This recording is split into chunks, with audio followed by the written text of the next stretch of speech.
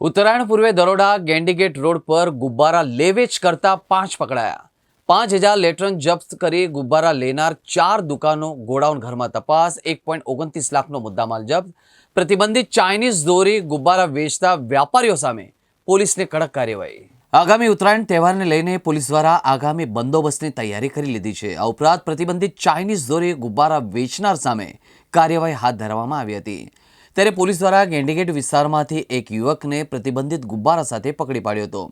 તપાસ કરતા યુવક જેની પાસેથી ગુબ્બારા લાવ્યા તથા જે લોકોએ ગુબ્બારા વેચવા માટે લીધા હતા એ તમામની પોલીસ દ્વારા તપાસ કરવામાં આવી હતી। પોલીસે એક બાદ એક ગુબ્બારા ઉત્પાદન કરનાર વેચનાર મળી કુલ 5ને પ્રતિબંધિત 5135 સ્કાય લેન્ટર્સ ગુબ્બારા સાથે પકડી પાડ્યા હતા।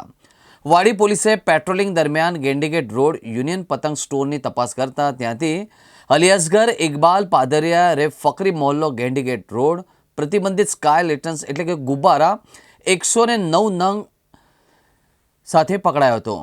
ત્યારે અલિયાસગર સ્કાય લેન્ટર્સ એટલે કે ગુબ્બારાનો જથ્થો વેચવા માટે મોહમ્મદ કાસિમ અઝીઝ કાદરી રે મચ્છીપીટ પાસેથી લાવ્યો હોવાનું ખુલ્યું હતું, જેથી પોલીસે મોહમ્મદ કાસિમને પકડી પાડી તેને કોને ગુબ્બારા વેચ્યા હોવાની પૂછપરછ કરી હતી।